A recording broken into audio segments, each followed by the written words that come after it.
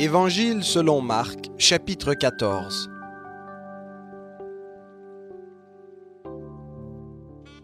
La fête de Pâques et des pains sans levain devait avoir lieu 2 jours après. Les principaux sacrificateurs et les scribes cherchaient comment se saisir de Jésus par ruse et le mettre à mort. Car ils disaient « pas en pleine fête », afin qu'il n'y ait pas de tumulte parmi le peuple. Comme Jésus était à Béthanie dans la maison de Simon le lépreux, une femme entra pendant qu'il se trouvait à table. Elle tenait un vase d'albâtre qui renfermait un parfum de nard pur de grand prix. Elle brisa le vase et répandit le parfum sur la tête de Jésus. Quelques-uns exprimèrent entre eux leur indignation. « À quoi bon perdre ce parfum?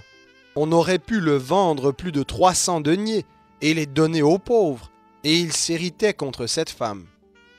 Mais Jésus dit « Laissez-la. Pourquoi lui faites-vous de la peine? Elle a fait une bonne action à mon égard, car vous avez toujours les pauvres avec vous, et vous pouvez leur faire du bien quand vous le voulez, mais moi, vous ne m'avez pas toujours. Elle a fait ce qu'elle a pu. Elle a d'avance embaumé mon corps pour la sépulture. En vérité, je vous le dis, partout où la bonne nouvelle sera prêchée dans le monde entier, on racontera aussi en mémoire de cette femme ce qu'elle a fait. » Judas Iscariote, l'un des 12, alla trouver les principaux sacrificateurs afin de leur livrer Jésus. Ils l'écoutèrent avec joie et promirent de lui donner de l'argent. Et Judas cherchait une occasion favorable pour le livrer.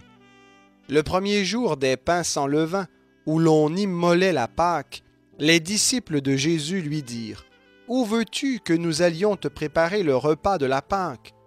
Il envoya 2 de ses disciples et leur dit « Allez à la ville, un homme portant une cruche d'eau vous rencontrera, suivez-le. Et là où il entrera, dites au maître de la maison, le maître dit « Où est la salle où je mangerai la Pâque avec mes disciples ?» Et il vous montrera une grande chambre haute, aménagée et toute prête. C'est là que vous nous préparerez la Pâque. » Les disciples partirent, arrivèrent à la ville, trouvèrent les choses comme il le leur avait dit, et préparèrent la Pâque. Le soir venu, il arriva avec les 12.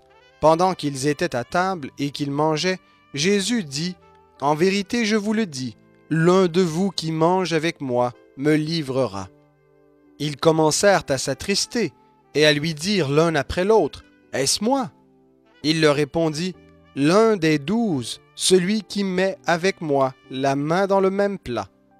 Le Fils de l'homme s'en va, selon ce qui est écrit de lui, mais malheur à cet homme-là, par qui le Fils de l'homme est livré. Mieux vaudrait pour cet homme ne pas être né. » Pendant qu'ils mangeaient, Jésus prit du pain, et après avoir dit la bénédiction, il le rompit et le leur donna en disant « Prenez, ceci est mon corps. » Il prit ensuite une coupe, et après avoir rendu grâce, il la leur donna, et ils en burent tous. Et il leur dit « Ceci est mon sang, le sang de l'alliance qui est répandu pour beaucoup. En vérité, je vous le dis, je ne boirai plus du fruit de la vigne jusqu'au jour où j'en boirai du nouveau dans le royaume de Dieu. » Après avoir chanté les psaumes, ils se rendirent au mont des Oliviers. Jésus leur dit « Vous trouverez tous une occasion de chute, car il est écrit « Je frapperai le berger et les brebis seront dispersées. » Mais après ma résurrection, je vous précéderai en Galilée. Pierre lui dit « Quand tous trouveraient une occasion de chute, moi pas. » Et Jésus lui dit « En vérité, je te le dis, aujourd'hui, cette nuit même, avant que le coq chante 2 fois, toi, tu me renieras 3 fois. » Mais Pierre affirmait plus fort « Quand il me faudrait mourir avec toi, je ne te renierai point. » Et tous disaient de même. Ils allèrent ensuite dans un lieu nommé Gethsémané, et Jésus dit à ses disciples « Asseyez-vous ici, pendant que je prierai. » Il prit avec lui Pierre, Jacques et Jean, et il commença à être saisi d'effroi et d'angoisse. Il leur dit mon âme est triste jusqu'à la mort. Restez ici et veillez. » Puis il s'avança un peu, se jeta contre terre et pria que, s'il était possible, cette heure s'éloigne de lui. Il disait: « Abba, Père, toutes choses te sont possibles. Éloigne de moi cette coupe. Toutefois, non pas ce que je veux, mais ce que tu veux. » Il revint vers les disciples qu'il trouva endormis, et il dit à Pierre: « Simon, tu dors? Tu n'as pas été capable de veiller 1 heure. Veillez et priez, afin de ne pas entrer en tentation. L'esprit est bien disposé, mais la chair est faible. » Il s'éloigna de nouveau et pria en répétant les mêmes paroles. Il revint encore et les trouva endormis, car leurs yeux étaient appesantis, et ils ne savaient que lui répondre.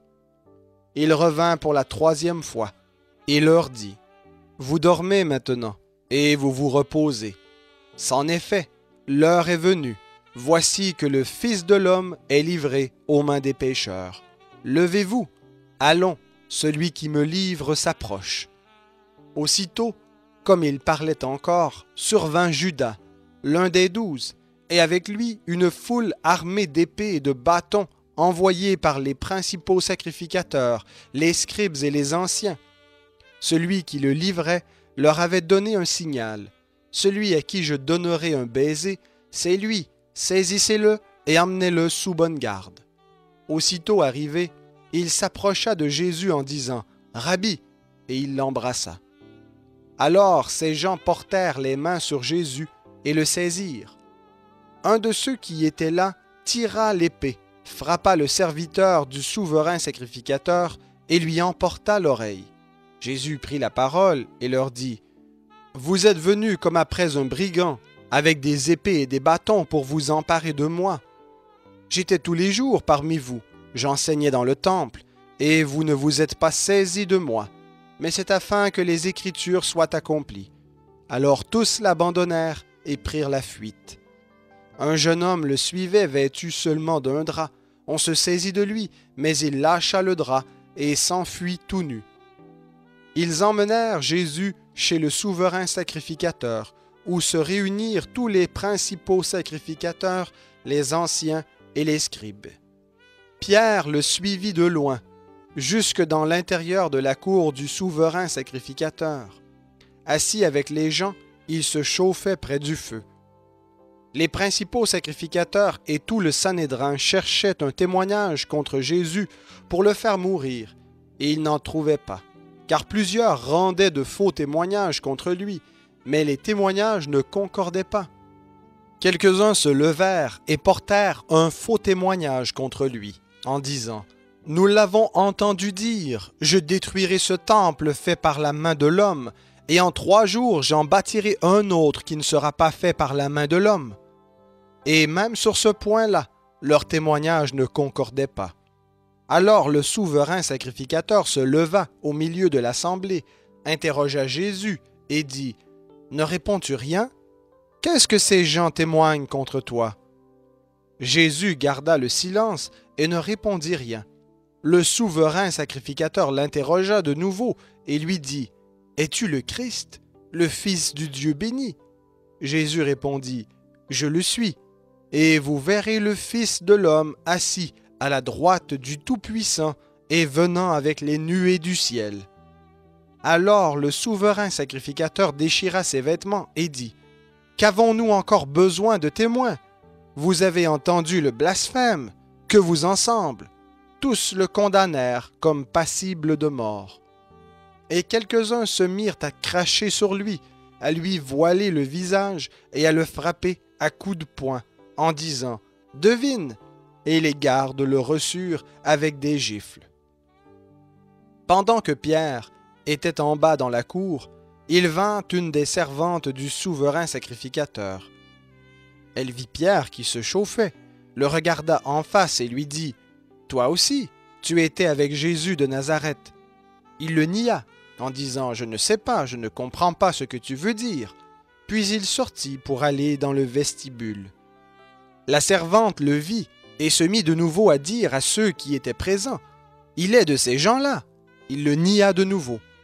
Peu après, ceux qui étaient présents dirent encore à Pierre, « Certainement, toi aussi tu es de ces gens-là, car tu es galiléen, et tu parles comme eux. » Alors il se mit à faire des imprécations et à jurer, « Je ne connais pas l'homme dont vous me parlez. » Aussitôt, pour la seconde fois, le coq chanta, et Pierre se souvint de la parole que Jésus lui avait dite. « Avant que le coq chante 2 fois, tu me renieras 3 fois. » Alors il se mit à pleurer.